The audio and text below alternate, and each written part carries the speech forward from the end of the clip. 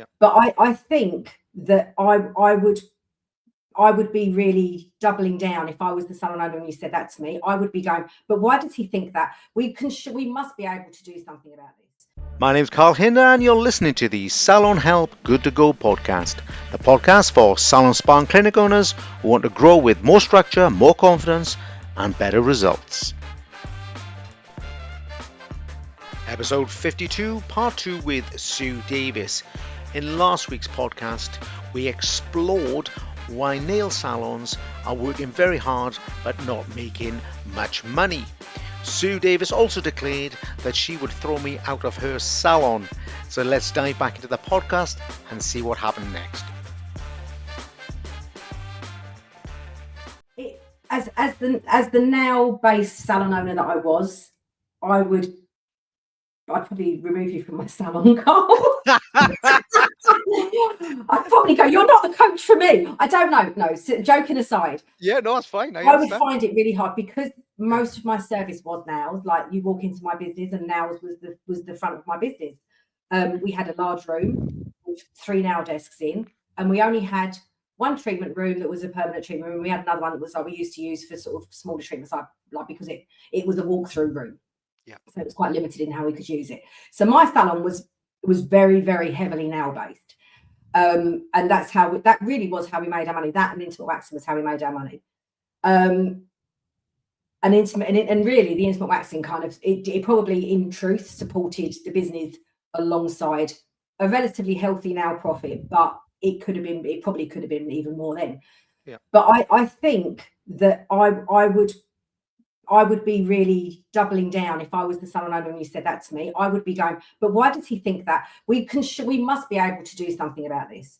And I think it's like, and maybe the compromise is it depends if they've got like 4 nail desks, take it down to 2 nail desks, reduce the services, up the cost slightly, reduce the services, because you're always going to have. It is, to me, there is always a requirement to have services like nails, because it's like if you're going to be a full service salon, to remove nails means they've got to go somewhere else. And if they start going somewhere else for their nails, are they going to get grasses greener? We'll do that in a moment, because I think that's a common misconception. But I agree with you. By the way, I would never go to a salon and just walk in there and go, your nails are not making money, out. I would always say, whatever department it is not reaching its potential. What can we do about it? You know what I mean? We obviously look at price. Now let's go back to more pure things, if you like, because we touched on them. Price is obviously a sum of all of the overheads, the training, the everything, as well as, and this is one we haven't touched on just yet, and we must, is the timings. Yeah. All right. Because I could go in 6 salons or 6 nail bars and have the same service and take different times. Now, I understand some people go slow and it might be part of their brand, but I think this is a fundamental problem where we are spending, 90 minutes doing a 60-minute service. Yeah. I'm preparing, Carl. I've got something to say on this. Hit me with that, because fundamentally, because that's the same with any service at all. It'd be like if you had a massage parlor, or whatever it is. If you charge for 60 minutes, taking 90 minutes, you're going to be broke, right? Yeah. I think one of the differences with nails is, and again, I owe a lot to my first person I worked with in this industry, because she taught me some real hardcore stuff that I took forward with me. And this is actually a phrase I don't hear a lot nowadays.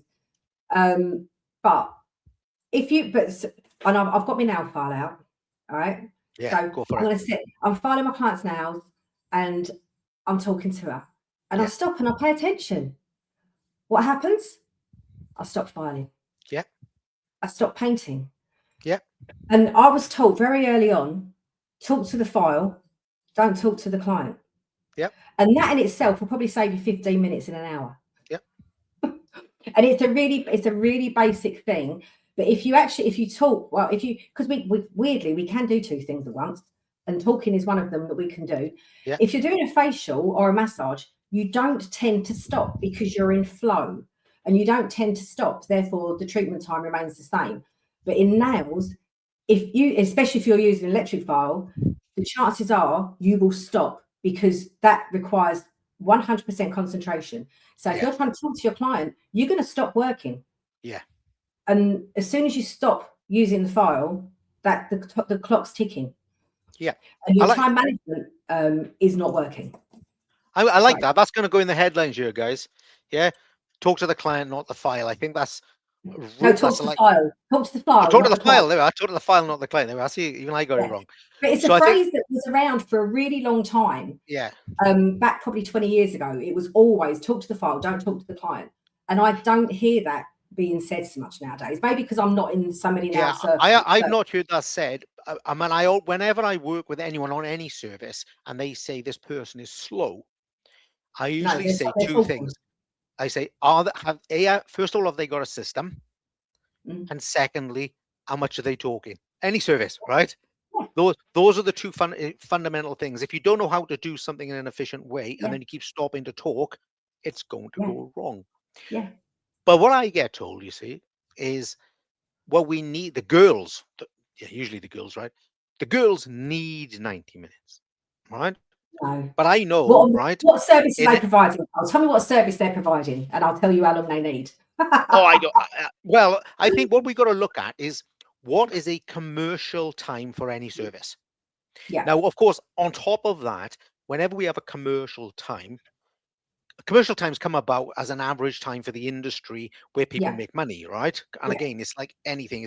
It could be cleaning a house. If you had a cleaner come in, they would say, I'll spend 3 hours cleaning your house, right? Yeah. And you'd expect the whole house clean in 3 hours. They wouldn't say, I'll come in and see how it goes over the next few days, right? Because they'd be skint if you only, right? It's not going to work. So when we get to the nail service side, I think there's a few things going on. First of all, people don't understand time versus brand. So I'm happy if you want a 90-minute service, even though it could only take 60, if that is your brand. We are luxury, right? Yeah. We do everything. You get a glass of champagne on the way in, and I don't know, you know what I'm on about. Yes, and we look after you. But as we're talking about champagne, what we can't do is deliver a champagne service for cider prices. No. So if you're going to do 90 minutes, guys, we charge a genuine 90. That's not where we're at, though. We're going to charge for 60 because that's what the client would pay for, because we know that because they sat there. But we are going to spend 90 minutes on them, which means we now make, a 50% loss. Yeah. Before we even pick my file up. And I think it's things like, for example, I've done this since I first trained in nails. I always, even if I'm doing my own nails, I still do this. And I line up all my tools, I line up all my products in the order that I'm going to use them.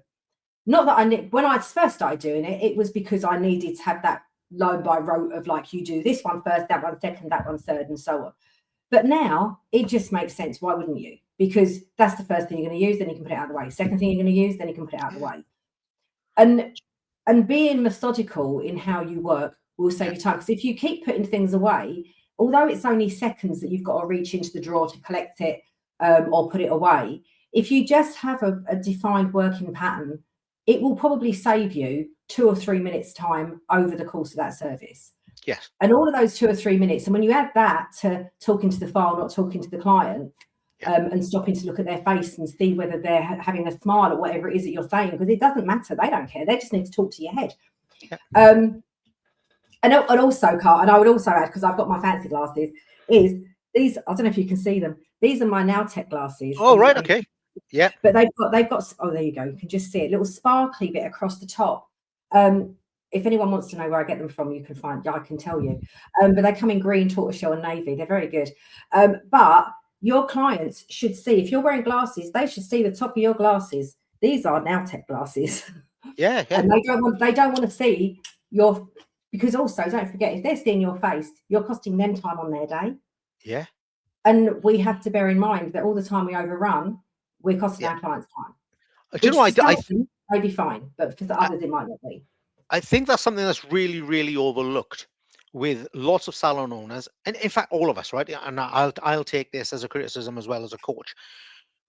I'm pretty good on my timings when it comes to coaching because I have, sometimes they're in a queue, if you know what I mean. Yeah.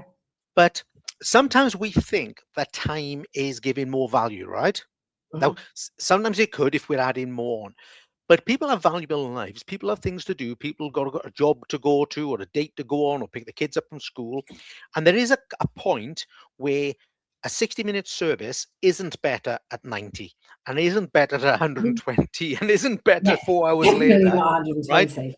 No Yeah. matter how much they're enjoying it, and I'm talking across the whole industry now for any service, but nails in particular.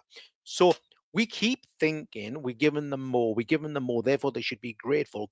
Really, what they wanted, the majority of people, unless they're lonely, is a bloody amazing job in a sensible time. Mhm. Yeah.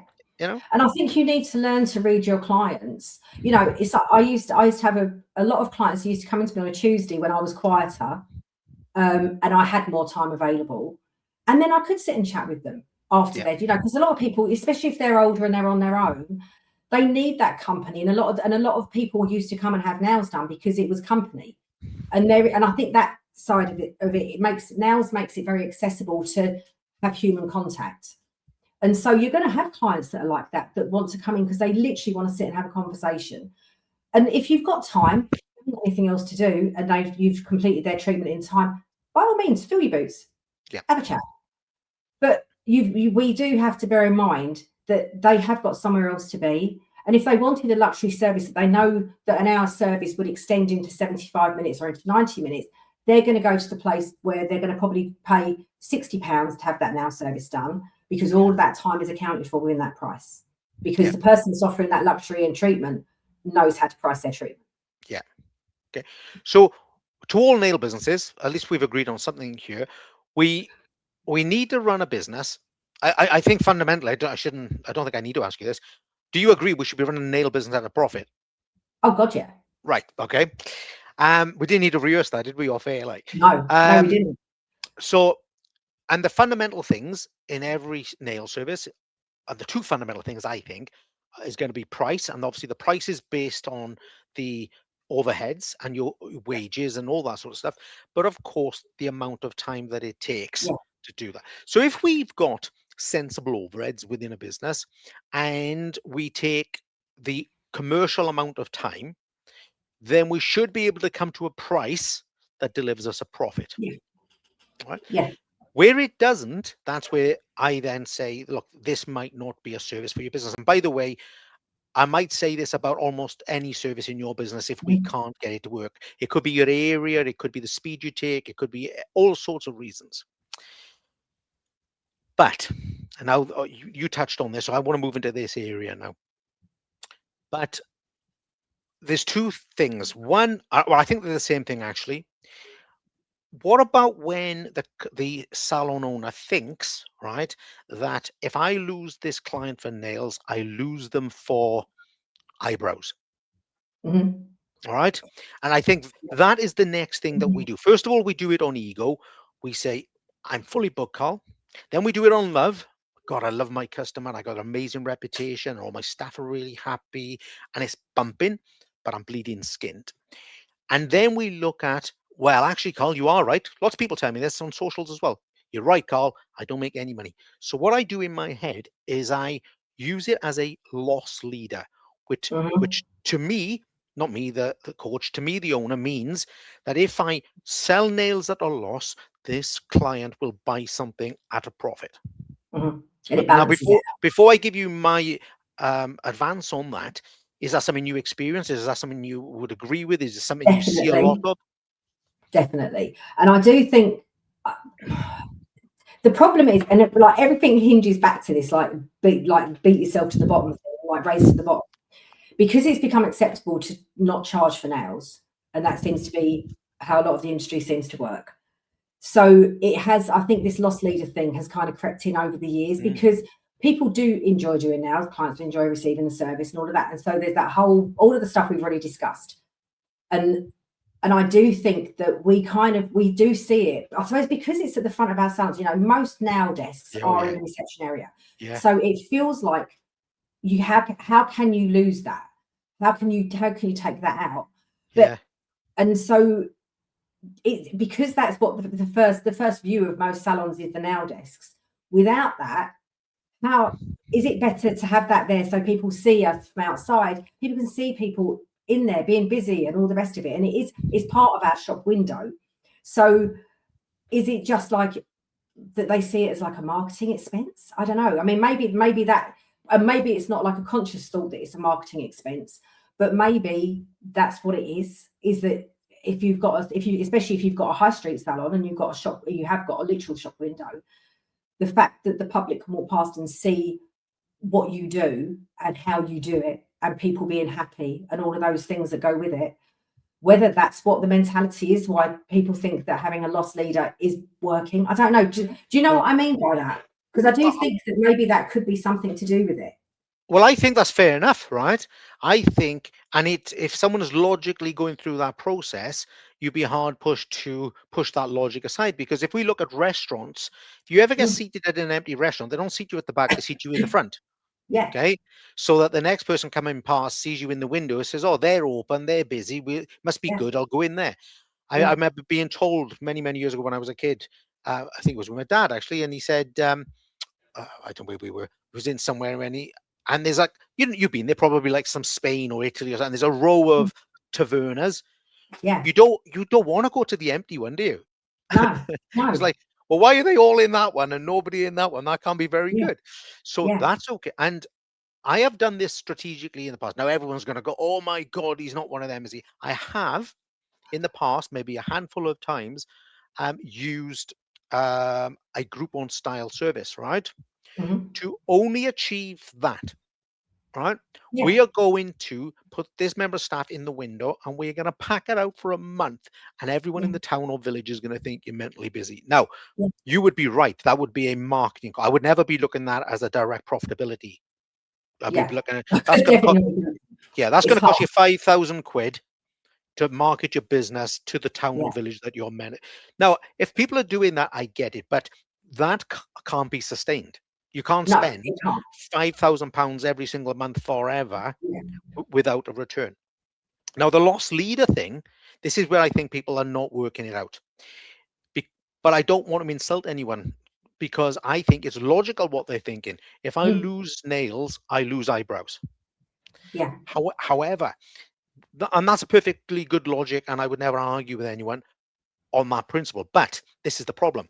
We go to nails and we lose, let's say on every set, I reckon we're losing at least 10 quid.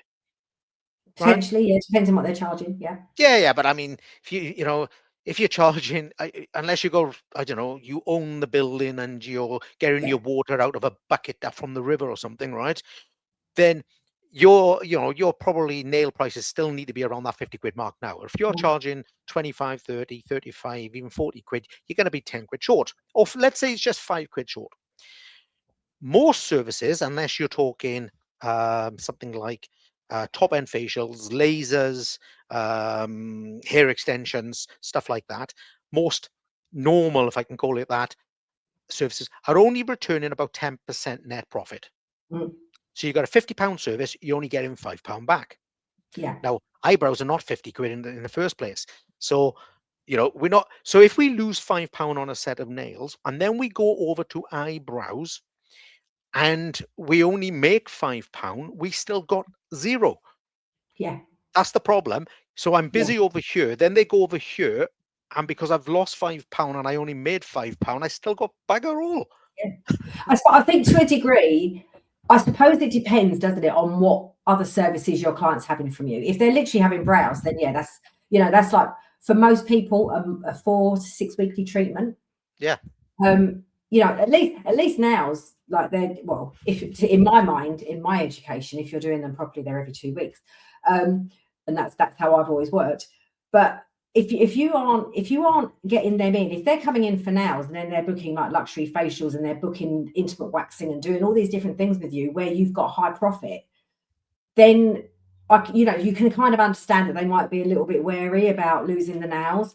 But Yeah. I don't want people to lose nails. I still am passionately in my heart a nail tech, and I don't want people to lose nails. I just want them to get to a place where they actually charge properly.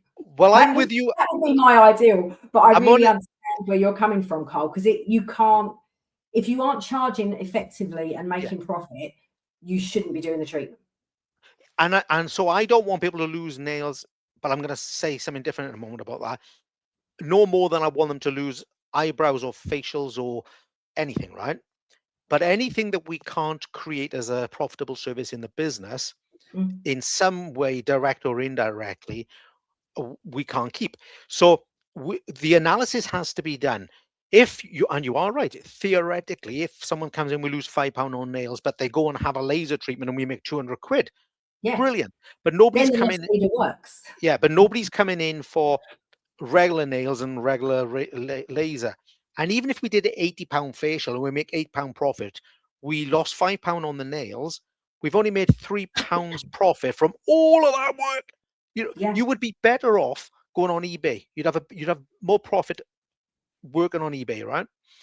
So I think we got to get our mind around the maths. Now, I did say 2 minutes ago that I don't want people to take nails out, but I'm now going to say I do want them to take them out, but I don't want everyone to take them out, because I think there's a case for all services and all types of salons to have a reduction in services in the industry. So if we were to lose all of the nails services that cannot be rectified within a salon, and I have no idea what that number is, guys, but I will just say 50%, because I know that some of you will get upset with me. 50% of you get rid of your nails because they just can't make a profit in any way whatsoever. That gives us a whole different ball game for the other 50%.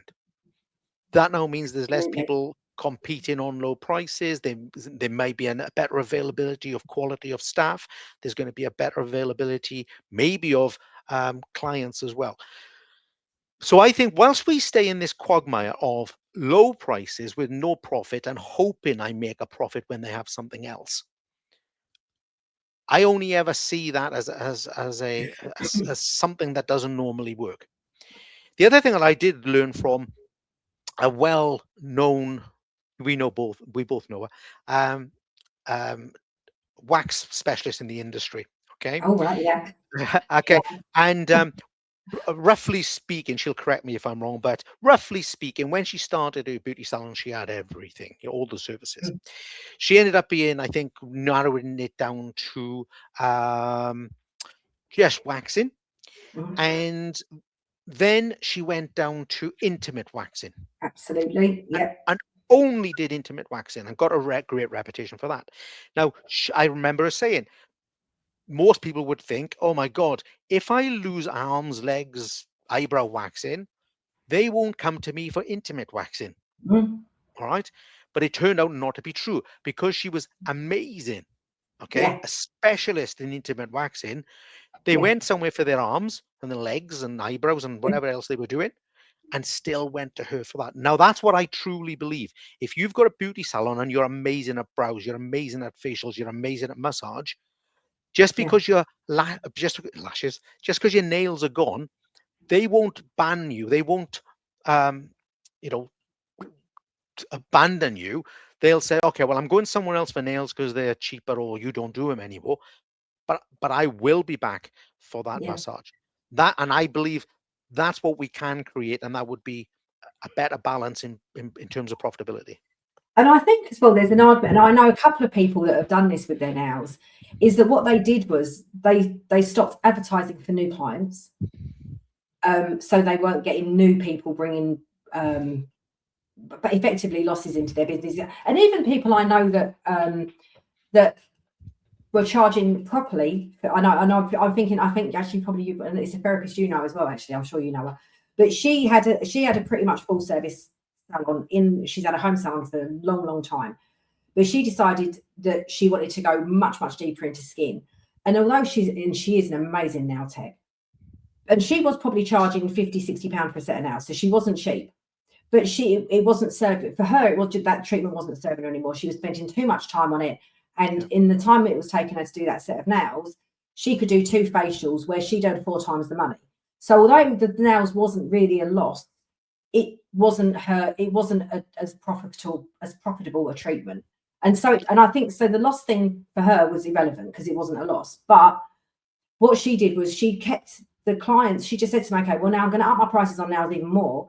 And if you want to stay, then you stay and you pay the extra money. And if you don't, see you later. I'm off to focus on skin now. And Yeah. she's built an amazing skin business. And I think now she's got down to possibly a handful of people that she does for nails, but they pay her a lot of money for that service because they value her worth and they know what she provides, and so they pay her for it. And that's the way, so maybe if you've got 4 nail desks, get rid of 3 of them. And if you've got clients that really love what you do, then they'll stay. And you can you can probably even double, even triple what you're charging, depending on obviously what you are charging and making a loss at that time. But people, if they love what you do and they have disposable income, they will pay you for it. And just shave it away, because having four nail desks or 3 nail desks or even 2 nail desks working for you that are bringing losses, you've got 3, all of that, that stacked loss that's adding up every day, when you could have a couple of staff that also do skin or also do aesthetics or whatever other treatments that have got a higher profit that are actually going to work for you. And build those business. Stick that through your Google Business profile, stick that through your website, put that through your marketing, and build that side of the business. And if you can't part with nails, because I understand that heartfelt need to keep it, then just make it work for you and just ramp those prices up and see who stays. Because I guarantee you, if you've got 50 clients that are paying you £30 a set and you ramp it up and you charge £40 a set or £50 a set and you lose half those clients, you're still probably going to make the same money. I can't do the maths quick enough to make it work in my head. You don't need to. No, I think you're right, because very often that it happens in coaching. I put my prices up all the time to not to work less. I'm always working more, but on my one-to-ones, as an example, I've reduced them a heck of a lot over the last 5 years, and my larger programs are going up and up in price and doing less of them. So that makes a lot of sense, especially if you are the manpower as well. Now, if you've got a digital course or you've got lots of staff, the maths change on that. Okay, look, I think we've been pretty tough on these guys today, right? Probably. And I think there's lots of people going to be hanging on our words, and the business people are going to be like, I just got to sort something out here. I think there's a few people left 10 minutes ago. Maybe. Or 20 minutes ago, perhaps, because they are stuck in that emotional thing. And there's no criticism. It's really an awareness thing. But whilst I've got you, why just have 5 minutes on maybe some of the small pitfalls that maybe it's a salon making a little bit of profit on nails and it's going okay and their prices are okay and their timings are okay, because there's a few of them around as well. But what are the other little nail techie foibles that you think, where they're either losing money or not making money? I'm talking about like doing free nail art or something like that. Yeah, I do. And I think like the free nail art thing is huge. Charge for your nail art because it's an added skill. And I know in your booklet, because I've read your booklet, you talk about making sure that you charge for the time it takes, rather than I've applied a Swarovski and that's going to be 5p or 20p. There was a point where we used to charge like 20p a Swarovski. But in actual fact, I've done some Swarovski detailing where it's taken me 2 hours. And so that should be effectively at least 60 quid. Plus, it's mad. And so we let stuff like that go because we love doing it. And nail techs are arty and passionate and creative, so you just let it go.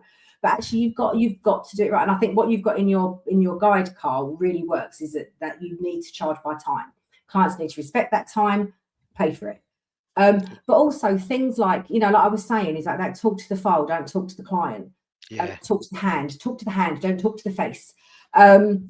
But that whole thing can save you so much time. And if you can, for a removal, and I'm sure I don't provide this service myself anymore, but traditional time for a removal of gel polish and a reapplication was usually around 60 minutes. But you've also got to build in, you've got to welcome them, they've got to sit down, you've got to take them to your point of sale and do your payment and your bill and all the rest of it. And then, big thing, sell them a cuticle oil, sell them a nail file, sell them some hand cream. All of those things will start making that service more profitable. And then in 4 weeks' time, have you got your nail oil? Do you need a new one? Just those little upsells. Because a thing of a bottle of cuticle oil is like 5, 10, depending on what brand you use, anything from 5 to 15 quid, depending on what brand you use. And if you're using a higher end one, the chances are you're charging higher end prices. But if you're using a more economic now oil and you're an economically, limiting salon, because that's what you're doing, then just make those sales through retail, build it into your service costs. I've just been talking with Teresa Fodder just to record another podcast for me, and we were talking about this, and we were saying it's like build it into your costs, give them a solution. People are coming to you to have their nails done because they want their nails to look nice. So make their nails look nice, sell them hand cream, build it into a service. And do you know what sorry. Go on. I think there is an opportunity in some places that have got minimal profitability or minimal losses for that matter, to have a retail-based nail service whereby, I don't know, I'm selling nails for 40 quid and I'm making £1. To be honest with you, I don't know why we would bother, but we do.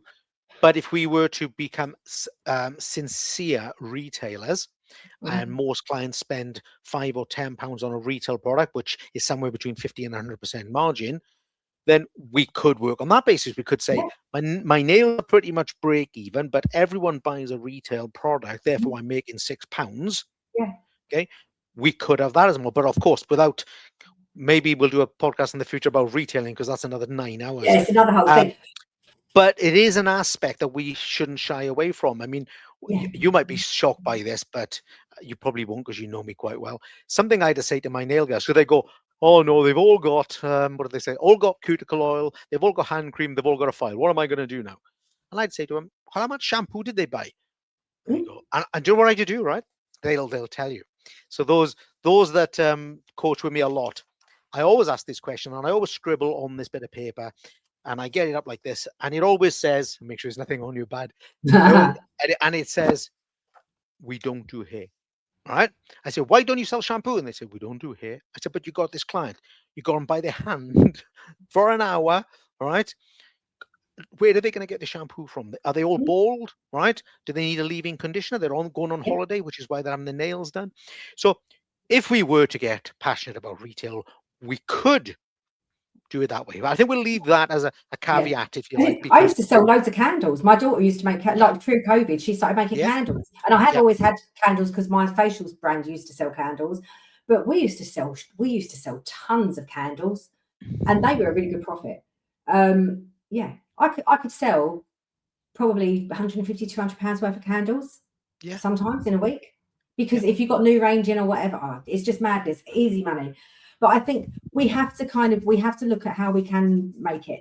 And also, one thing I'd say is that this is where now techs have really been hard. Well, they've literally ruined themselves to a degree. And I'm really sorry if this upsets people. Now services generally used to be every two weeks, maybe 3 at a push. Nowadays, people seem to, and I have been in trouble for saying this previously, I did get properly trolled for this at one point, is that people seem to be proud of the fact that they've let their clients go for 5 to 6 weeks with a nail enhancement on their nails without them being seen, and they come back in, and you see it's not as common as it was, but you can still see people going, oh look, my client came back in and look at the regrowth on her nails. And it's like, to me, that's a health and safety nightmare.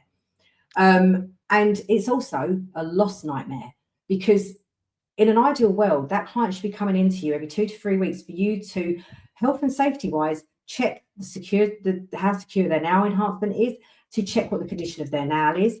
And just as a professional, we don't really want to be letting our clients go beyond 3 weeks. When we start letting them go 4, 5, 6 weeks, not only are we not doing them a service, we're actually losing a whole revenue stream.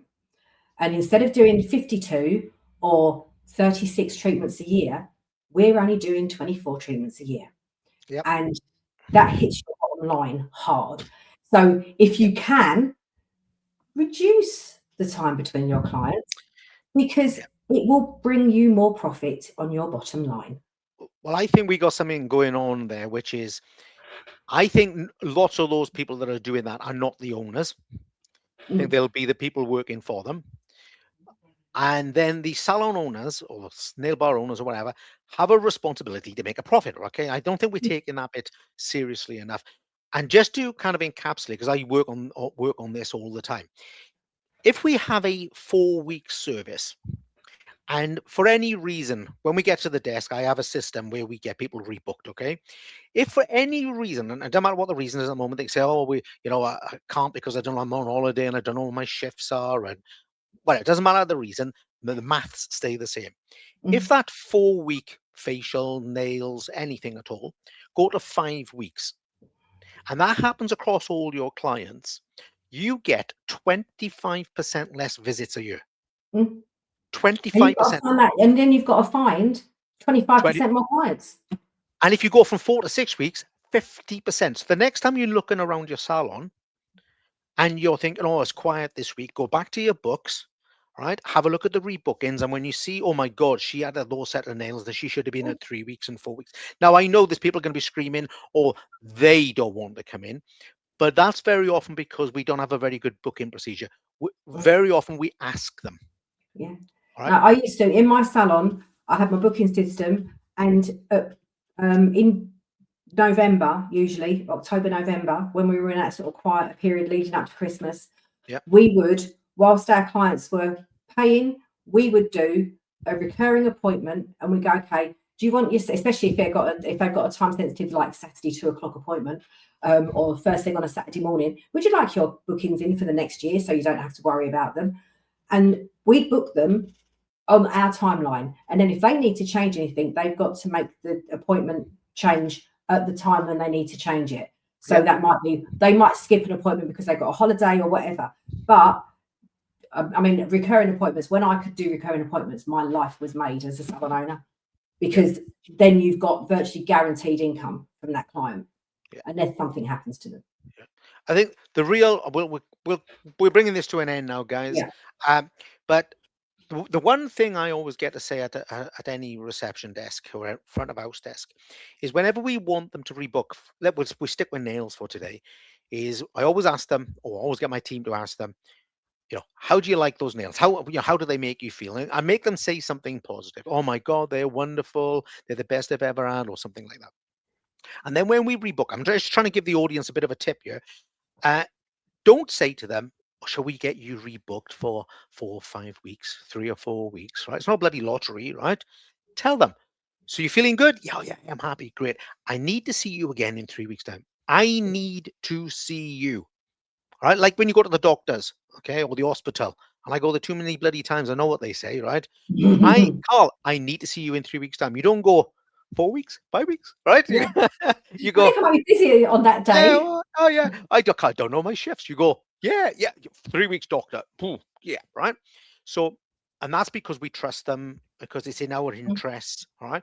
So we've got to just take control. And this is what I find. You see, I say this a lot, and people don't believe me because we're in a tough economic environment at the moment.